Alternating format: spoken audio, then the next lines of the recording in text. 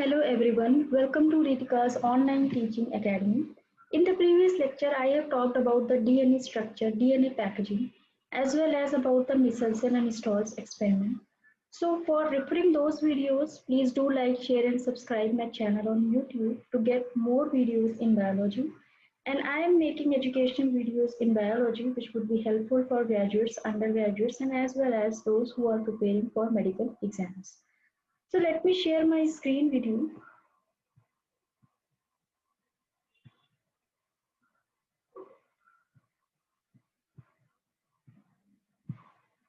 Okay, so this is lecture 3 of molecular basis of inheritance, DNA replication, and I have divided it into several parts. Today I will discuss about the part 1. Okay, so what are the contents of this full lecture? The first is what is DNA replication? What is the basic idea behind the DNA replication? I will talk about it first. Second, I will talk about what are the different basic rules of DNA replication.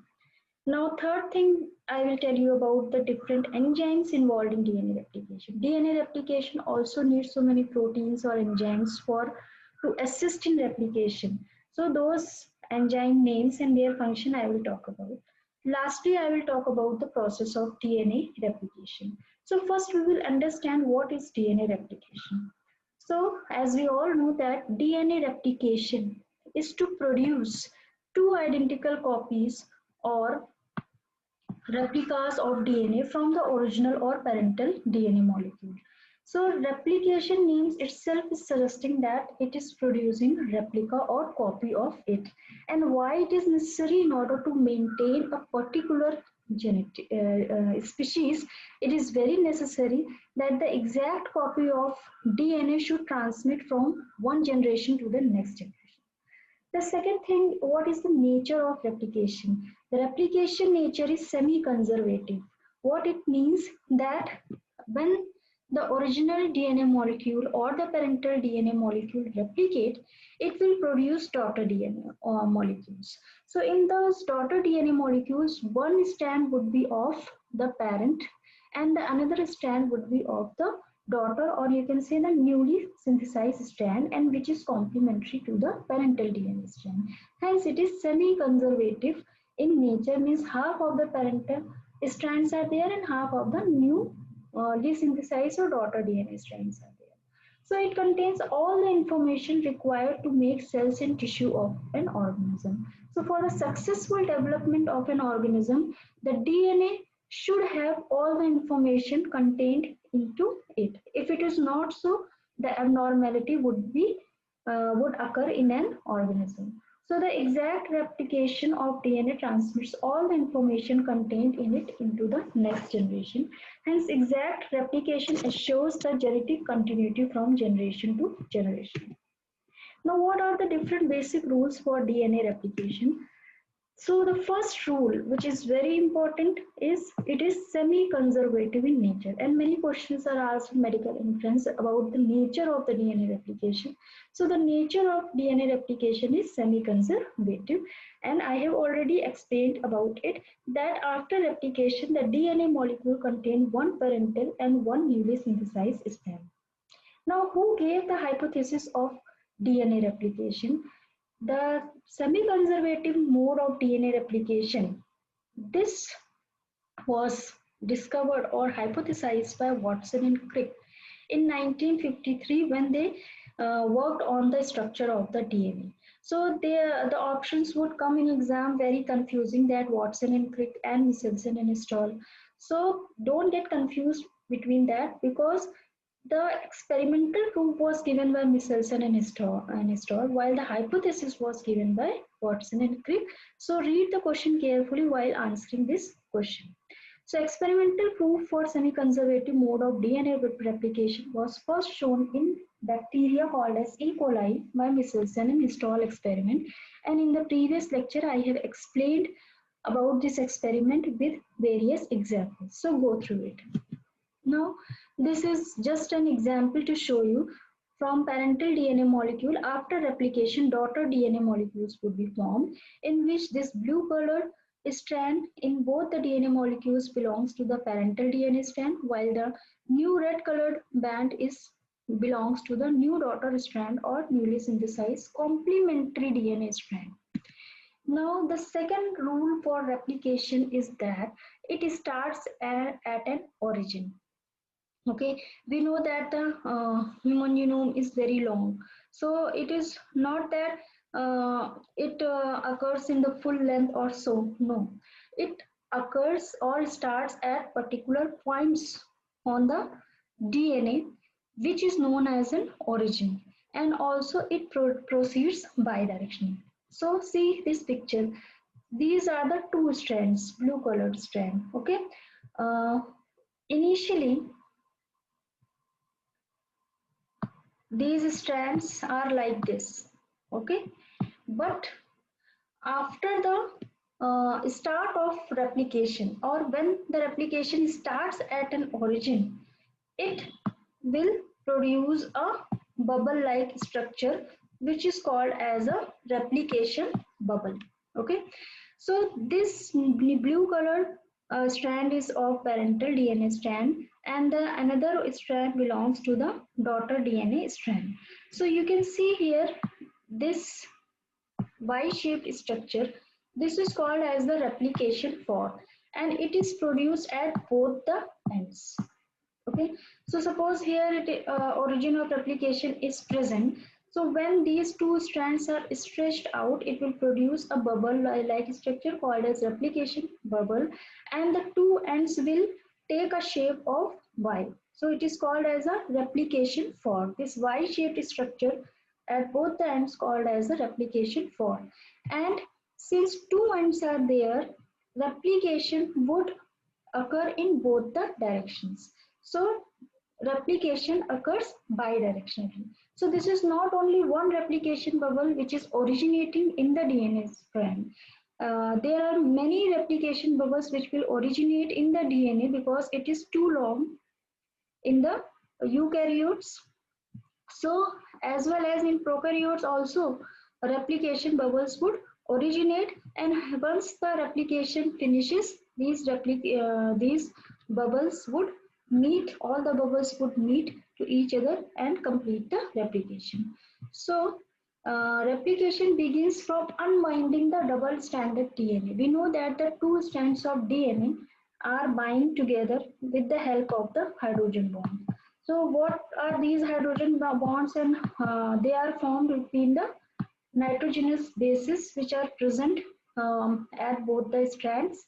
So we know that adenine would bind to thymine and guanine would bind to cytosine. So that pairing rule, according to Sherraps, A would bind with T and G would bind with C with three double bonds, with three bonds, and like that. So though that binding or hydrogen binding between these bases would be have to be broken up. Without breaking these bonds, unwinding won't happen. So replication begins from the unwinding the double stranded DNA at a particular point called as the origin or arousal.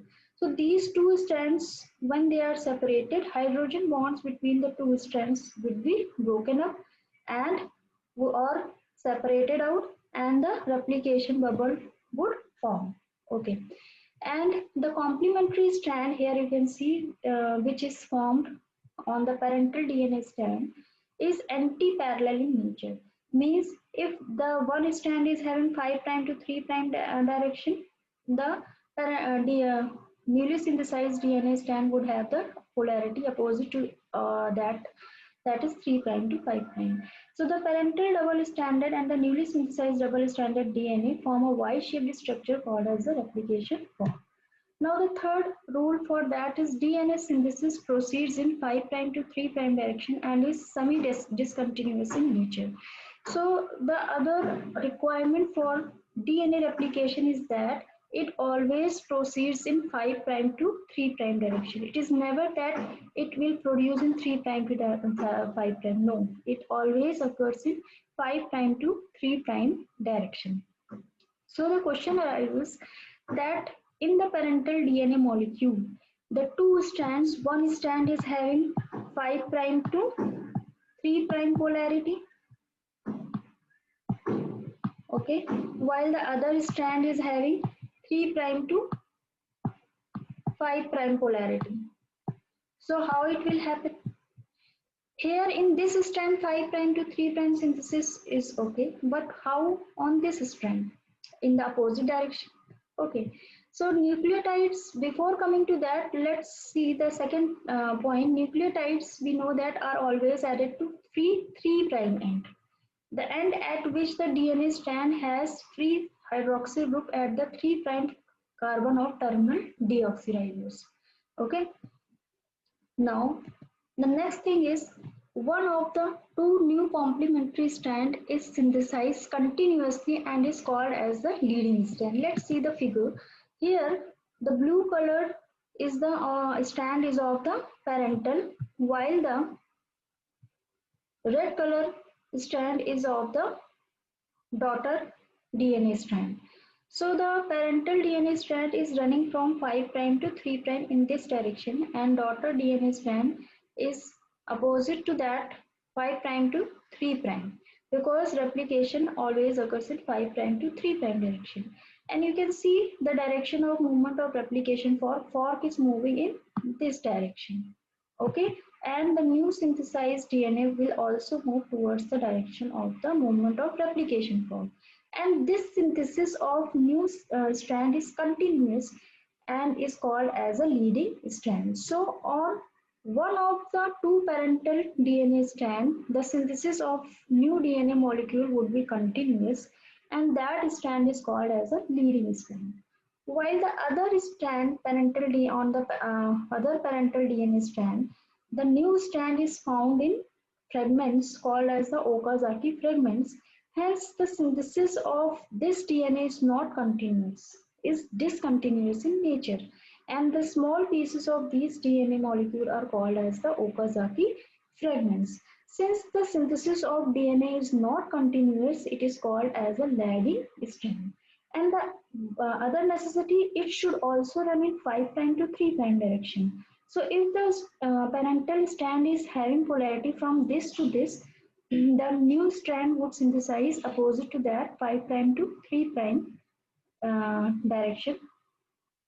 Okay, because it will always synthesize in 5 prime to 3 prime direction. So lagging strand synthesis is away from the direction of movement of replication fork, while the leading strand synthesis is towards the movement of the direction of replication fork. Okay, so I have summarized this in the following points. Leading strand is synthesized in 5 prime to 3 prime direction in which the replication fork moves, and the other complementary strand is synthesized in discontinuous manner and is called as the lagging strand. Lagging strand is synthesized in 5 prime to 3 prime direction, but it moves opposite to the direction of movement of replication fork. The discontinuous lagging strand contains small pieces of DNA called as the Okazaki fragment, and their length is around few hundred to few thousand nucleotides. So this behavior where the leading strand is synthesized continuously while the lagging strand is synthesized discontinuously is called as a semi-discontinuous replication. Hence, I have written here DNA synthesis proceeds in 5 prime to 3 prime direction and is semi-discontinuous in nature. Okay. So, suppose this is a nucleotide which is added to the new strand. Okay, so to the new strand, if it is the first nucleotide to its 3 prime end, the next nucleotide would be added in the synthesis of new DNA strand. So the requirement is that the 3 prime hydroxyl group should be there in order to add the next nucleotide. Okay, so what is another requirement? DNA synthesis is initiated by short fragments of RNA called as RNA primers. Okay, so this is another requirement. Means in order to synthesize the new strand, one primer, the primer should be there. Okay, so at the Here, primer is actually what? They are segments of RNA. So hence they are called as RNA primers, which have the free 3' end. So this free 3' end, and what is that? What is there at 3' end? Hydroxyl group is there, to which the another fragment of DNA would be added. So initiating the DNA replication, in order to initiate the DNA replication, short fragment of primer, RNA primer is required. Means itself in the beginning DNA, from the beginning DNA fragment would, DNA molecule would not be synthesized. It requires a primer to initiate or begin the synthesis of new strand. So this is dark colored region belongs to one parental DNA and light color to another parental DNA. Okay, so now you can see that this green colored molecule. Okay, so here it is of lagging strand. Why we are saying it as lagging strand? Because this light colored blue region are short fragments of DNA, and this red colored block belongs to, see, on the lagging strand many primers, RNA primers are required. Why? Because their DNA is synthesized in or small pieces of DNA, which are called as Okazaki fragments. So each fragment would require a primer in order to initiate the DNA replication. What in the beginning is required only, and after that the leading strand is synthesized continuously. And here you can also see the leading strand synthesis is in the direction for, this is direction is away from the fork movement. So this question was also asked in medical exam about the direction of the movement of leading and lagging strand. So here this point is clear. Now high accuracy. So high accuracy is also a demand of DNA replication. If the replication is not accurate, in the abnormality would, which is not required. So, in order to produce a normal progeny or normal organism in next, application should be very accurate. So, how it would be very accurate? So, there must be some mechanism in order to correct the basis or correct any inaccuracy in the replication process. So, for that, DNA replication also involve these things: base selection.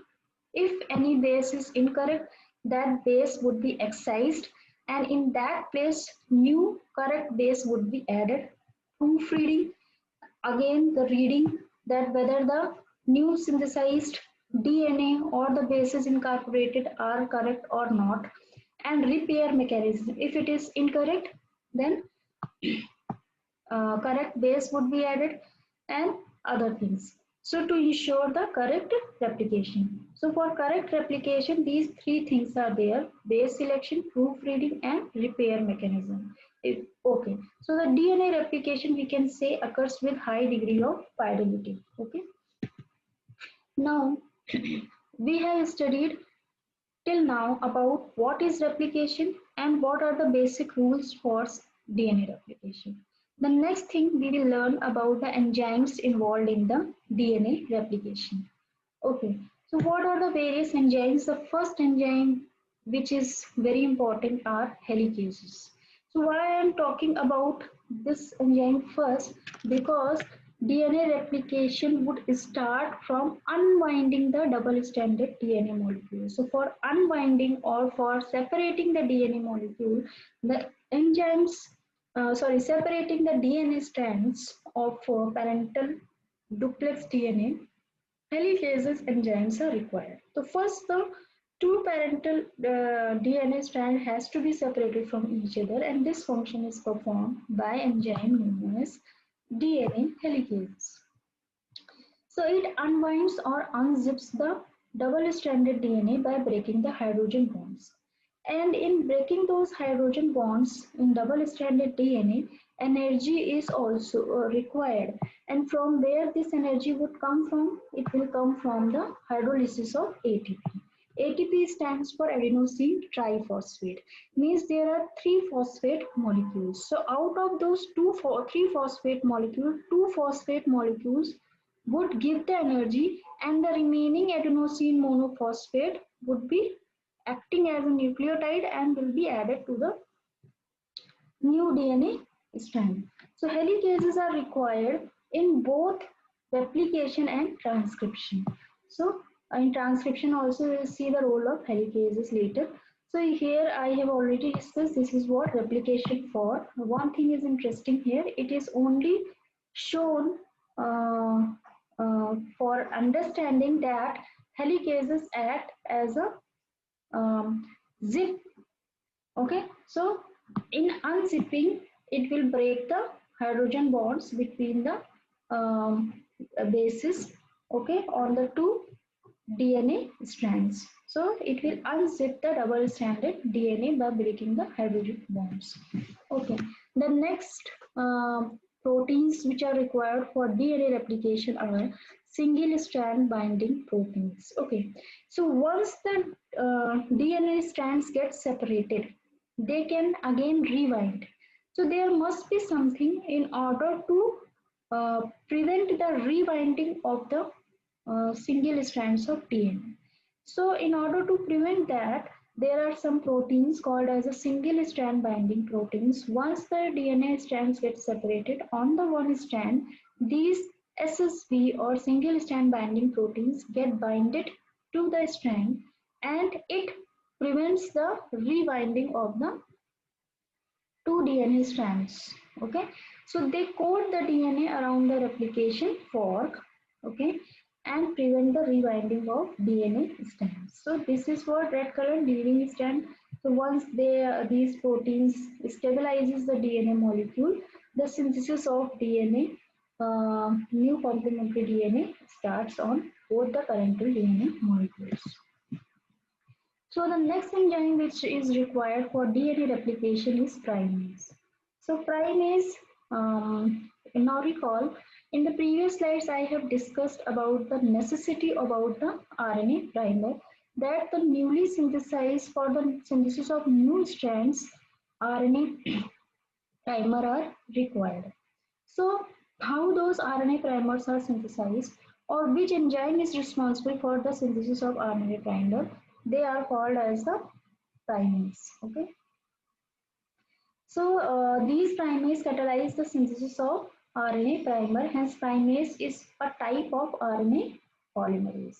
RNA primer is a short segment of RNA which is complementary to single-stranded DNA template or parental DNA strand to the 3' since that RNA primer has a 3' hydroxyl free end to which the nucleotides are added by the DNA polymerase enzyme.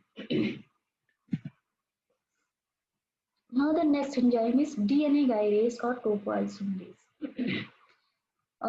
Once the double helix of DNA get opened or unwinded, okay, then there also is the presence of some strain. Once you open some row, you can give similarity to a row, that when you open the row, what will happen? It will open, but also it will create some tension in the at the other end of the rope. Okay, that tension or torsional strain has to be released out. If it is not released, DNA replication would get hampered or will not occur smoothly. Okay, so for relieving those strain or torsional strain, there are enzyme is called as which is called as DNA gyrase or topoisomerase. Okay, that okay. So how this torsional strain appears? It results from the helicase induced unwinding. So when the strands are separated, it will induce torsional strain in the DNA parental DNA molecule, and that torsional strain is released with the help of the enzyme called as the DNA gyrase or topoisomerase. So how these torsional strain generated? So the progress of replication fork, we have seen that replication fork is moving, okay, in this direction. So if it is moving in this direction, here the strain is building out, okay. So that strain is due to the formation of super coils. Here you can see, this is suppose a rope and give it similarity to a duplex DNA molecule. What will happen when you start opening it from one end? Okay, it will create this type of supercoil structure. So these supercoils will be generated once you open the two ends of the rope. In the same way, in DNA also, once the two strands of DNA are opened up or unwinded with the help of helicase, it will produce the supercoils in the DNA. So these supercoils will generate the strain, which is called as a torsional strain, and that strain is released out with the help of enzyme known as the DNA gyrase in order to run replication smoothly. Okay, so the progress of replication fork generates positive supercoils ahead of replication machinery and negative supercoils behind it. They first unwind and then rewind DNA strand to prevent the tangling and supercoiling of DNA. So how DNA gyrase acts, it will first unwind. Where the supercoils are originating, it will first unwind it and then correct it and then again rewind it. Okay. Now the next enzyme is DNA ligase. So what is the function of DNA ligase? Okay. So topoisomerases actually how they unwind, they where the supercoils or strain is originating, they cut there, okay, and then reseal it at the correct position.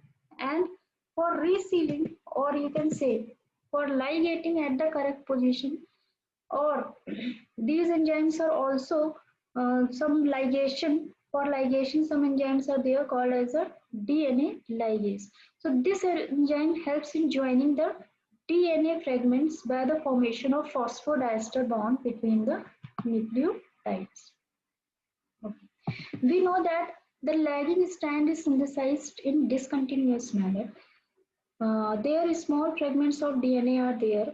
So once they are synthesized, then how the mix between those fragments would be sealed? For that, enzyme is there which is called as the DNA ligase.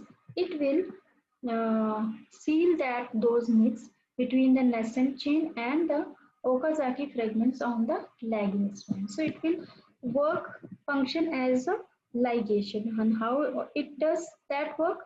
By formation of the phosphodiester bond between the nucleotides. It will seal the nick.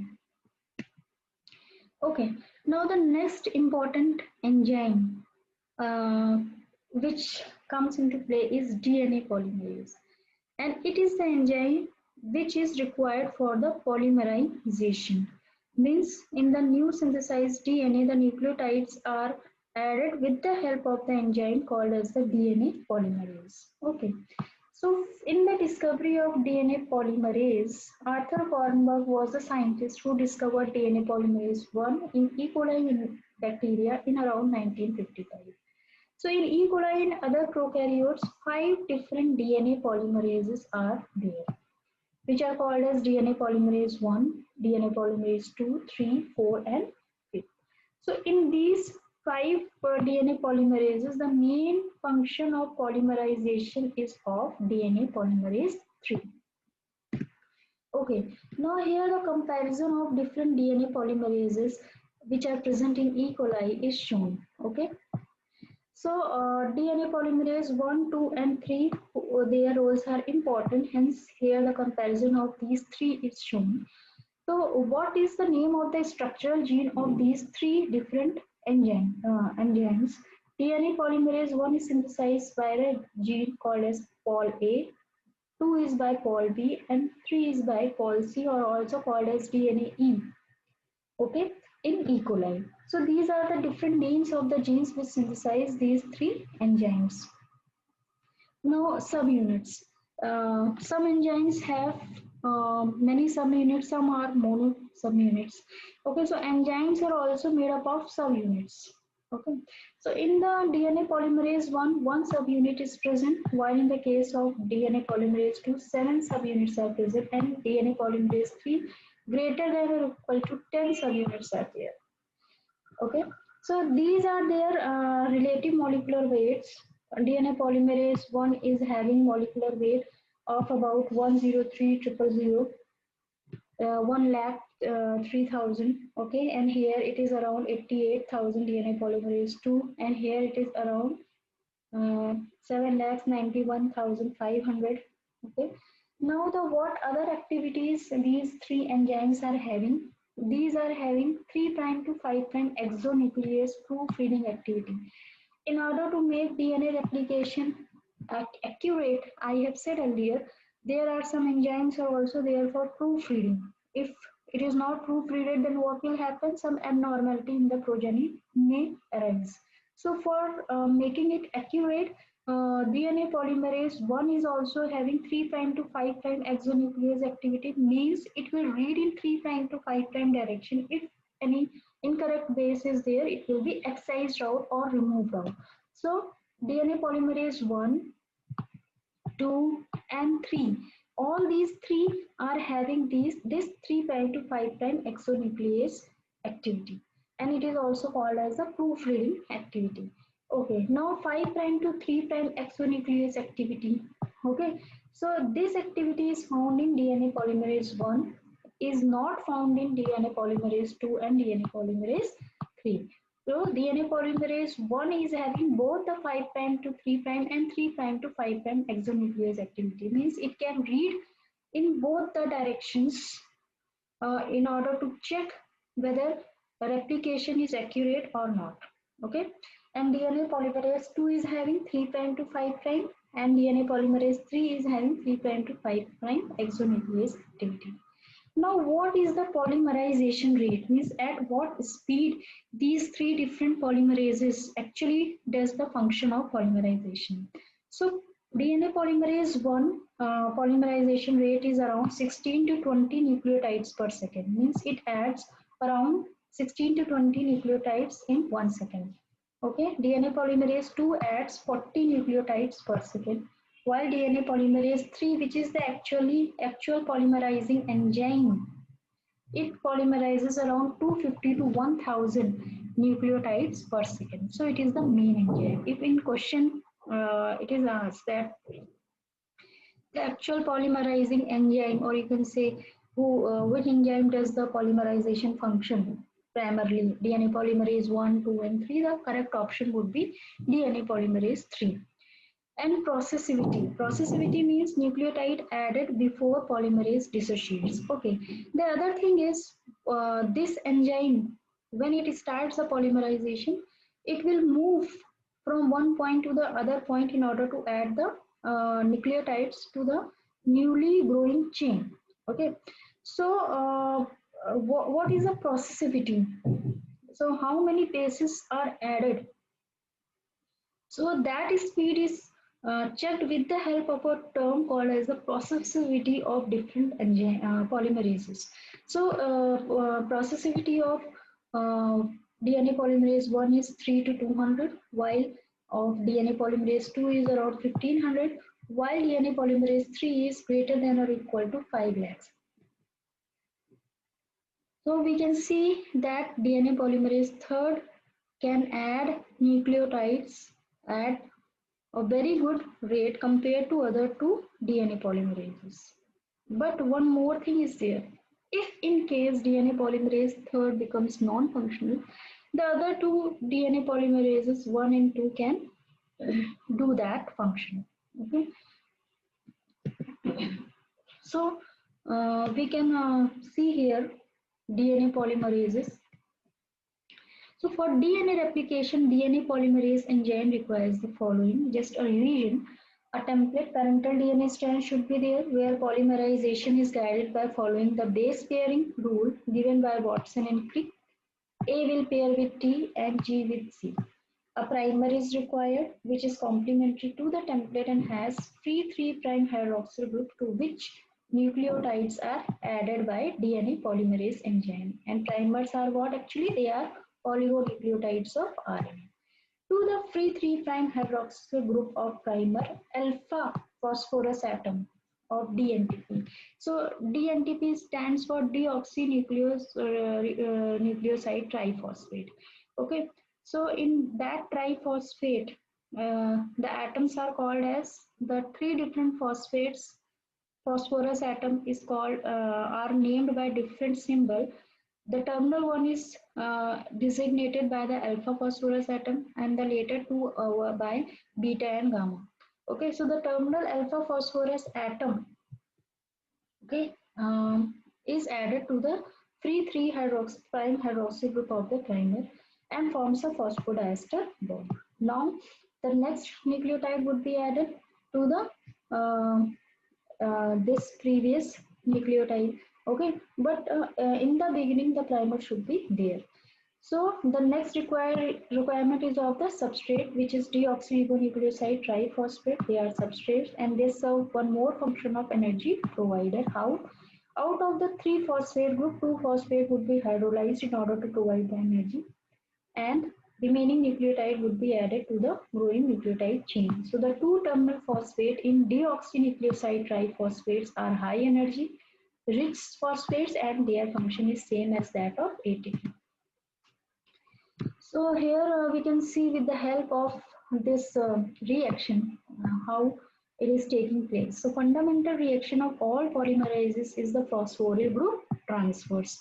So DNMP stands for the deoxynucleoside monophosphate, okay, which is present in the DNA.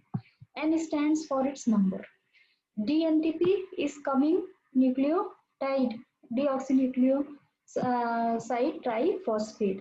So out of this three phosphates, one nucleoside with one phosphate group get attached to the DNMP to form N plus 1 lengthened DNA, and pyrophosphates would be released out. So here we can see it in more clear way. So this is what template DNA strand, okay. So this is what sugar phosphate backbone, and these are what bases: thymine, cytosine, adenine, and guanine. Okay, this is what primer, because initially a primer is required. So the primer is having 3' hydroxyl group to which the incoming nucleoside triphosphate would be attached. Out of these three phosphate groups, two phosphate groups are released out, okay, in the form of pyrophosphates, and the remaining deoxynucleoside monophosphate, this with one phosphate group, is attached to the growing nucleotide chain, okay. So here we can see that 3' hydroxyl group is reacting or making a phosphodiester bond with the 5' phosphate group. So here a new phosphodiester bond is formed, okay. Okay. So in this picture, we can understand the replication process. We can see these are two parental DNA strand. On one, lagging strand is synthesized, and on the other, leading strand is synthesized. Okay. First, the replication starts by unwinding the DNA strands. This is done by the helicase. In the case of E. coli, it is called as a DNA B helicase, but generally we can call it as DNA helicases. Okay, now on the lagging strand, we can see here the DNA primase, which is required for the synthesis of RNA primer, this green color RNA primer. And this now further be elongated with the help of DNA polymerase enzyme, nucleotides could be added. The stabilization or the to prevent the rewinding of the two DNA strands, SSB, single strand binding proteins are there. So this is the in this direction the replication fork is moving. The other thing, when the helicase is functioning at that time, some strain is generated. That strain is relieved out with the help of DNA topoisomerase 2 is the enzyme, also called as the DNA gyrase enzyme. Okay, and on the other, and the polymerization function or the nucleotide Synthesis of the growing nucleotide chain is done by the enzyme called as the DNA polymerase 3. Okay. So in this picture it is clear. Okay. Okay. Now in the next lecture I will talk about the process of DNA replication. We will study it in more detail in the next lecture. So in this lecture, I have talked about what is DNA replication and what are the different enzymes, what is the basic idea of DNA replication.